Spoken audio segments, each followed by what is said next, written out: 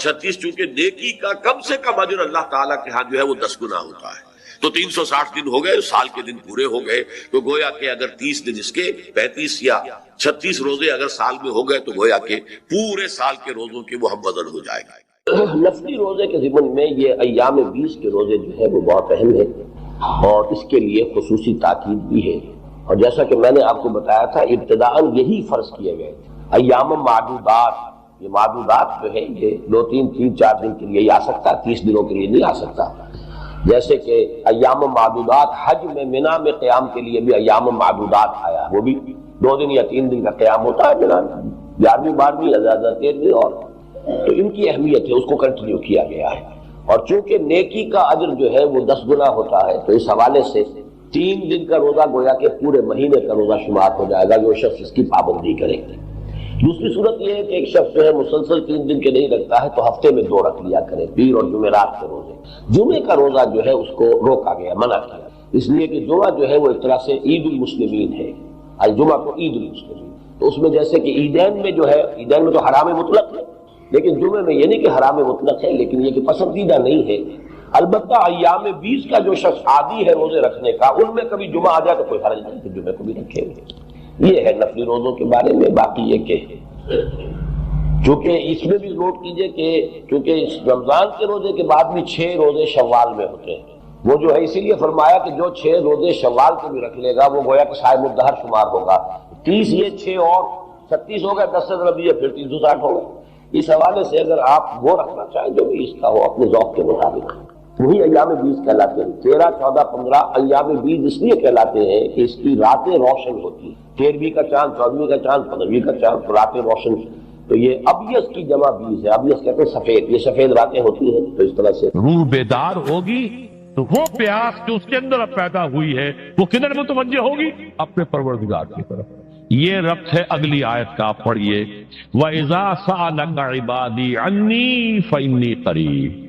جب یہ روح بیدار ہو کر اپنے مرکز کی طرف متوجہ ہوگی، اپنے منبع اور سرچشمے کی طرف متوجہ ہوگی، اپنے مبدا کی طرف متوجہ ہوگی، تو اے میرے نبی صلی اللہ علیہ وسلم جب میرے بندے آپ سے میرے بارے میں پوچھیں فَإِنِّي قَرِيبٌ، انہیں بتا دیجئے میں قریب ہی ہوں، کہیں دور نہیں، اس کی رگے جان سے بھی زیادہ قریب۔ ہم قریب ہیں، جب چاہو ہمیں پکارو، جب چاہو دعا کرو، جب چاہو باریابی حاصل کر لو۔ ہم تو مائل پہ کرم ہے، کوئی سائل ہی نہیں۔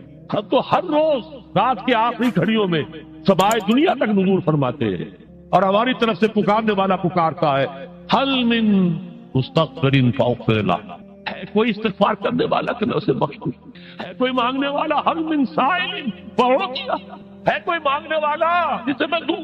تم سوئے ہوتے ہو، ہم تو غافل نہیں، تو متوجہ تو ہو، آؤ تو صحیح ہماری طرف۔ حدیث قدسی میں آیا ہے میرا بندہ میری طرف چل کر آتا ہے، میں دوڑ کر آتا ہوں، وہ بارش بھراتا ہے، میں ہاتھ بھراتا ہوں، میرا بندہ میرا ذکر اپنے دل میں کرتا ہے، میں اپنے جی میں اس کا ذکر کرتا ہوں، یاد کرتا ہوں، اور میرا بندہ اگر کسی محفل میں میرا ذکر کرتا ہے میں اس سے بہت اعلیٰ محفل میں اس کا ذکر کرتا ہوں، بھلا اعلیٰ کی محفل میں ذکر کرتا ہوں۔ یعنی کہ الفاظ ہیں کہ تو تم غافل ہو بھائی ہم سے، ہم تو غافل نہیں۔ اغیب و ذلطائف لا یغیب وارجو ہو رجال لا یخیب، میں غائب ہو جاتا ہوں، وہ تو غائب ہونے والی ہستی نہیں ہے، حران موجود، ہوا معکم انا معکم۔ وَإِذَا سَأَلَكَ عِبَادِي عَنِّي فَإِنِّي قَرِيبٌ أُجِيبُ دَعْوَةَ الدَّاعِ إِذَا دَعَانِ فَلْيَسْتَجِيبُوا لِي۔ لیکن اب آئی بات اصل، یہ 2 طرفہ بات ہوگی، مجھ سے دعا کرو، کسی وقت کی پابندی نہیں، کسی جگہ کی پابندی نہیں، ناپاکی کی حالت میں ہو تب بھی دعا کر سکتے ہو، میری کتاب کو ہاتھ مت لگانا، مجھ سے دعا کر سکتے ہو، دعا پہ کوئی پابندی نہیں، لیٹے مانگو، بیٹھے مانگو، ناپاکی میں مانگو، پاکی میں مانگو، جب چاہو مانگو، مجھ دعا میں کوئی خطرت نہیں، اور جہاں پارو گے there and then I will listen to you and I will grant your prayers۔ اجیبو جو ہے، اجیبو دونوں مان، جواب دینا اور قبول کرنا، اجابت استجابت دونوں کا ایک ہی مفہوم ہے، جواب دینا اور قبول کرنا۔ اجیب دعوت الداعی اذا دعان، میں تو ہر پکارنے والے کی پکار کو سنتا ہوں، قبول کرتا ہوں جب بھی وہ مجھے پکارتا ہے، لیکن فلیستجیبوا لی، میرا بھی تو کہنا مانو، چاہیے کہ یہ بھی میرا کہنا مانے، مجھ سے محبت کریں، مجھ سے لو لگائیں، میرے دین کے لیے اپنے آپ کو وقف کرے. ان صلاتی و نسکی و محیای و مماتی للہ رب العالمین. میرے باغیوں کے خلاف بغاوت کرے, میرے دین کا جھنڈا اونچا کرے. یہ سارے احکام ہے کہ قرآن میں. قاتلوہم, جیسا کہ میں نے آپ کو بتایا اگلے ہی رکوع میں قتال کا حکم آ رہا ہے. اب وہ گھوڑوں کو روزہ رکھواتے تھے, بتا دیا یہ روزہ تمہیں کس لیے رکھوایا جا رہا ہے. اگلے ہی رکوع کے اندر حکم ہے قاتلوا فی سبیل اللہ الذین یقاتلونکم وقاتلوہم حتی لا تکون فتنۃ ویکون الدین للہ. اللہ کے لیے دین ہو جائے, پورا کا پورا نظام اللہ کے تابع آ جائے. اس کے لیے پہلے دعوت دو, محنت کرو, جد و جہد کرو. اس دعوت کے نتیجے میں جمعیت فراہم کرو. جب جمعیت اتنی ہو جائے کہ پھر اس باطل نظام کے خلاف بغاوت کر سکو تو کرو بغاوت. اگر باطل نظام کے خلاف بغاوت نہیں کرتے ہو تو پھر ہم سے بغاوت ہے تمہاری. پہلے ذہنی بغاوت ہے, آپ ڈس اون کیجئے ذہنی اعتبار سے, نفسیاتی اعتبار سے. میں اس نظام کو نہیں اون کرتا, ریکنسائل نہ کیجئے اس کے ساتھ, کوئی تعاون نہ کیجئے اس کے ساتھ, کوئی چاچری اور ملازمت نہ کیجئے اس کی. تن من دھن لگائیے اس نظام کو بدلنے کے لیے. چاہے ابھی وہ دعوت کے مرحلے میں ہے, لوگوں کو تیار کیا جا رہا ہے, تربیت دی جا رہی ہے, تزکیہ کیا جا رہا ہے, لیکن ہدف کیا ہے؟ تاکہ اللہ کا دین غالب. فَلْيَسْتَجِيبُوا لِي, میرا بھی تو کہنا سنے اور مانے. میں جہاد کا حکم دیتا ہوں تو جہاد کریں, میں اقامت دین کا حکم دیتا ہوں اقیم الدین تو اس کے لیے کھڑے ہو جائیں. میں قتال کا حکم دوں تو قتال کریں. فَلْيَسْتَجِيبُوا لِي وَلْيُؤْمِنُوا بِي, اور مجھ پر ہی اپنا ایمان پختہ رکھیں. توکل کریں تو مجھ پر کریں, محبت کریں تو مجھ سے, راضی رہے تو میری تقدیر پر راضی رہے. توکل ہو, راضی برضائے رب ہو, اطاعت ہو. جب تک یہ ساری چیزیں اللہ کے لیے نہ ہو جائیں. وَالَّذِينَ آمَنُوا أَشَدُّ حُبًّا لِلَّهِ, اصل میں تو مومن وہ ہوتے ہیں جو سب سے بڑھ کر شدید ترین محبت اللہ سے کرتے ہیں. قُلْ إِنْ كَانَ آبَاؤُكُمْ وَأَبْنَاؤُكُمْ وَإِخْوَانُكُمْ وَأَزْوَاجُكُمْ وَعَشِيرَتُكُمْ وَأَمْوَالٌ اقْتَرَفْتُمُوهَا وَتِجَارَةٌ تَخْشَوْنَ كَسَادَهَا وَمَسَاكِنُ تَرْضَوْنَهَا أَحَبَّ إِلَيْكُم مِّنَ اللَّهِ وَرَسُولِهِ وَجِهَادٍ فِي سَبِيلِهِ فَتَرَبَّصُوا حَتَّىٰ يَأْتِيَ اللَّهُ بِأَمْرِهِ وَاللَّهُ لَا يَهْدِي الْقَوْمَ الْفَاسِقِينَ.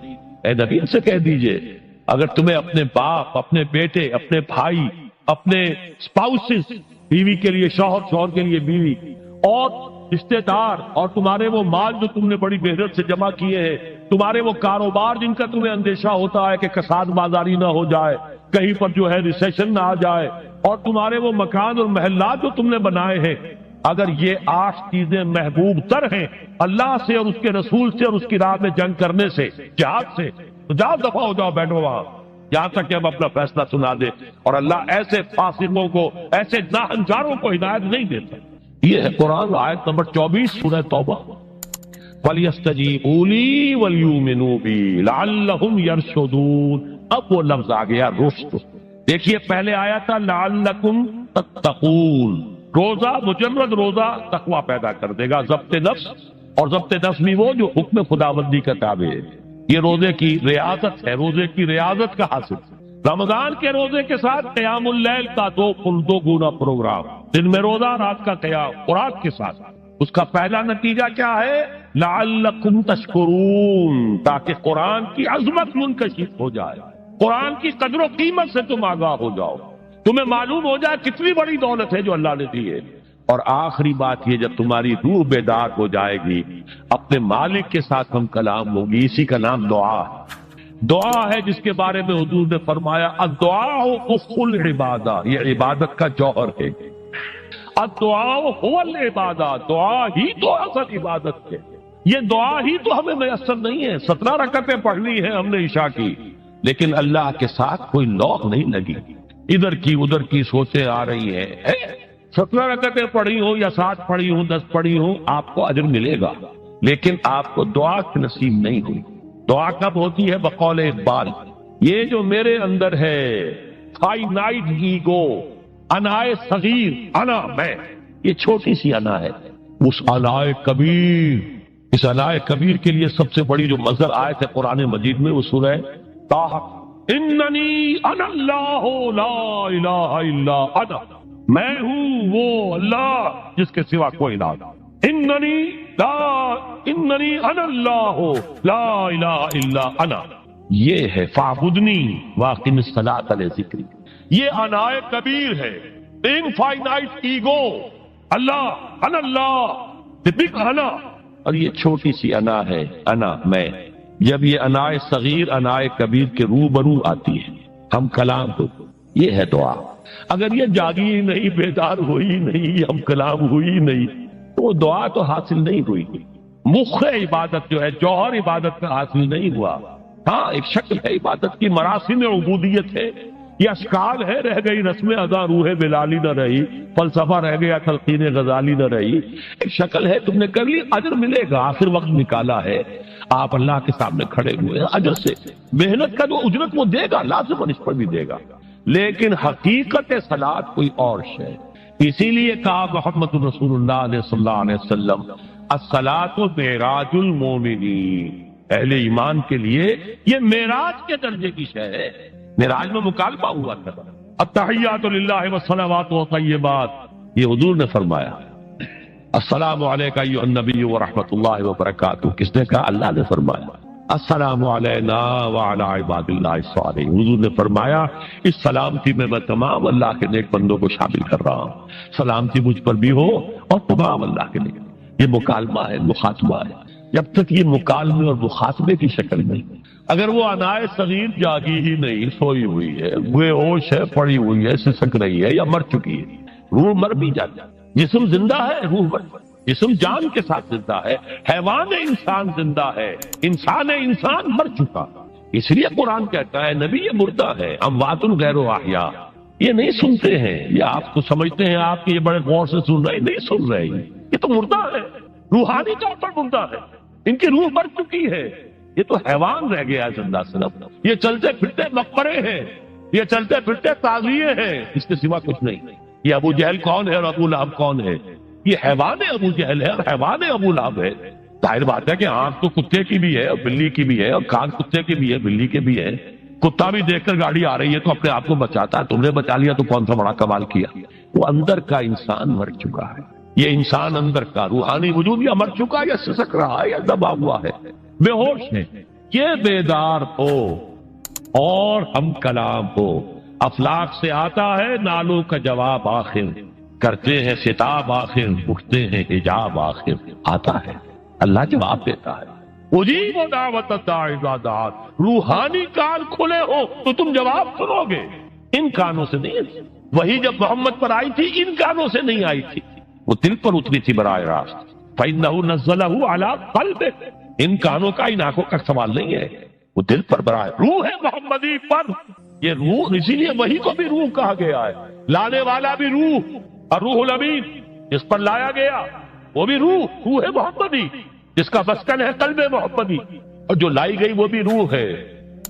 وَكَذَلِكَ أَوْحَيْنَا إِلَيْكَ رُوحًا مِّنْ أَمْرِنَا، یہ قرآن ہم نے نازل کیا، ایک روح ہے اے محمد جو آپ پر نازل کی۔ مَا كُنْتَ تَدْرِي مَا الْكِتَابُ وَلَا الْإِيمَانُ، اس سے پہلے تو آپ کو کچھ پتہ نہیں تھا کتاب کیا، شریعت کیا، ایمان کیا، وَلَٰكِنْ جَعَلْنَاهُ نُورًا، ہم نے اس قرآن کو نور بنا کر آپ کو اتارا ہے۔ یہ ہے، اس کے لیے ہے اصل رشد۔ اب آخری لفظ آیا رشد، یہ گویا کہ جو مختلف الفاظ ہے قرآن میں، کامیاب، فائزون، اتموا الصیام الی اللیل، پھر اب روزے کو پورا کرو رات تک۔ الی اللیل میں پھر بڑی بحثیں ہوئی ہیں، اس لفظ کی مناسبت سے اہل تشیع اس کے قائل ہیں کہ جبکہ خوب اندھیرا ہو جائے، لیکن اہل سنت کا اجماع ہے کہ غروب آفتاب اس سے مراد، اس لیے کہ آغاز رات کا غروب آفتاب کے ساتھ، اور اس میں بھی احادیث کے اندر آیا ہے کہ تعجیل کرنی چاہیے۔ بعض لوگ وہی جو میں نے عرض کیا کہ تقویٰ کے تحت جو ہے، جیسے کہ سفر میں بھی روزے رکھتے ہیں، یا 104 بخار کے درجے میں بھی وہ روزہ قضا کرنے کو تیار نہیں ہوتے، ایسے ہی وہ تاخیر کرتے ہیں اپنے تقوی کے حساب سے، کہیں ایسا نہ ہو، کوئی غلطی نہ ہو جائے، کہیں یہ نہ ہو جائے، کہیں وہ نہ ہو جائے، تو پھر اس کے اندر وہ افطار میں، تو آپ نے فرمایا کہ قوم جو ہے اسی وقت صحیح رہے گی جبکہ وہ افطار میں عجلت سے کھا، یعنی سحری کے اندر بہت زیادہ جلدی کرنے کی ضرورت نہیں، اگر اذان ہو رہی ہے اس کے دوران بھی اگر کچھ کھا پی رہے ہو تو کھا پی لو، مکمل کرو۔ اسی طریقے سے افطار کے اندر جو ہے وہ تاخیر کرنے کی ضرورت نہیں، سورج کے غروب کے ساتھ افطار کرنا۔ وَلَا تُبَاشِرُوهُنَّ وَأَنْتُمْ عَاكِفُونَ فِي الْمَسَاجِدِ، ہاں اپنی بیویوں سے تم مباشرت نہ کرو، تعلق زن و شوق قائم نہ کرو جبکہ تم مسجدوں کے اندر معتکف، یہ اعتکاف کا ذکر ہو گیا۔ رمضان کے آخری عشرے میں یہ اعتکاف جو مسنون ہے کہ 21ویں شب سے شروع ہو جائے گا، یعنی 20واں روزہ ختم ہوا، اس کے ساتھ یہ اعتکاف شروع ہو گیا، اور پھر اعتکاف مسنون جو ہے وہ جب تک کہ چاند نظر نہ آ جائے شوال کا، عید کا، اس وقت تک یہ اعتکاف جاری رہے گا۔ یہ ہے مسنون اعتکاف۔ اس کی کیا حکمت ہے وہ میں بعد میں عرض کروں گا۔ تو یہ حکمت جو ہے اس کے حوالے سے گفتگو بعد میں ہو جائے گی، لیکن یہاں یہ بتا دیا گیا کہ یہ جو رمضان کی 20 راتوں میں اجازت دی گئی ہے اپنی بیویوں کے ساتھ ہم بستری کی، وہ اس معتکف کے لیے نہیں ہے۔ جو مسجد میں معتکف ہے تو ہاں اس کی اہلیہ آ سکتی ہے وہاں ملاقات کے لیے، کسی مشورہ کوئی کرنا ہے بہت ضروری ہے، آ جائے، ملاقات ہو سکتی ہے، لیکن یہ کہ مباشرت نہیں ہو سکتی، وہ حرام۔ فرمایا وَلَا تُبَاشِرُوهُنَّ وَأَنْتُمْ عَاكِفُونَ فِي الْمَسَاجِدِ تِلْكَ حُدُودُ اللَّهِ، یہ اللہ کی حدود ہے، شریعت اسلامی کی یہ حدود ہے، فَلَا تَقْرَبُوهَا، تو ان کے قریب تک مت جاؤ۔ قرآن مجید میں اس اعتبار سے دو انداز تعبیر ہے کہ اللہ کی حدود ہے فَلَا تَعْتَدُوهَا، یہ اللہ کی حدود ہے، ان سے تجاوز نہ کرو، اس حد کو پھلانگ نہ جاؤ، اس حد سے آگے نہ گزر جاؤ۔ یہاں ہے تقربوها، اللہ تعالیٰ کی حدود کے قریب تک نہ جاؤ۔ اس کی وجہ ایک حدیث میں بیان کر دی گئی ہے کہ جیسے ہر بادشاہ کی ایک چراگاہ ہوتی ہے، وہ صرف شاہی جو بھی ہے جانور ہیں ان کے، یا گھوڑے ہیں یا کوئی اور ہیں، ان کے چرنے کے لیے ہے، وہاں پہ کوئی رعایت کا کوئی آدمی اپنی بھیڑ بکریاں وغیرہ نہیں لے جا سکتا۔ وہ حما کہلاتا تھا کہ یہ شاہ کے لیے مخصوص ہے، لکل ملک حمن وحم اللہ محارمہ، اللہ بھی بادشاہ ہے کائنات کا، ارض و سما کا، اس نے بھی جن چیزوں کو حرام کر دیا ہے وہ حما، اس میں داخل نہیں ہونا تمہیں۔ تو فرمایا کہ جو چرواہا اپنی بھیڑوں کو بالکل اس کی آخری حد تک لے جائے گا تو اندیشہ ہے کہ کوئی بھیڑ کوئی بکری چھلانگ لگائے اور اس چراگاہ میں داخل ہو جائے۔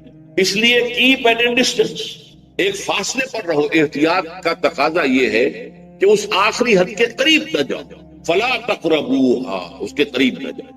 ان حدود کی تو سختی کے ساتھ پابندی کرنی ہے۔ ان کے لیے یہ ہے کہ ان کو نہ صرف یہ کہ ان سے تجاوز نہیں کرنا، بلکہ ان سے ذرا کچھ فاصلے ہی پر اپنے آپ کو رکھنا ہے۔ کذالک یبین اللہ آیاتہ للناس، اسی طریقے سے اللہ تعالیٰ واضح کرتا ہے اپنی آیات کو لوگوں کے لیے، وَلَعَلَّهُمْ يَتَّقُونَ، اور تاکہ وہ پھر تقویٰ کریں، بچیں۔ جب احکام معلوم ہو گئے اب بچنا آسان، جب احکام معلوم نہیں تو اندیشہ ہے کہ کہیں کسی حرام کے اندر جو ہے وہ ملوث ہو جائے۔ جیسے کہ ایک حدیث میں آتا ہے کہ الحلال بین والحرام بین وبینہما مشتبہات، حلال کیا ہے یہ بھی واضح ہے، حرام کیا ہے یہ بھی واضح ہے، البتہ ان دونوں کے مابین کچھ چیزیں ہوتی ہیں مشتبہ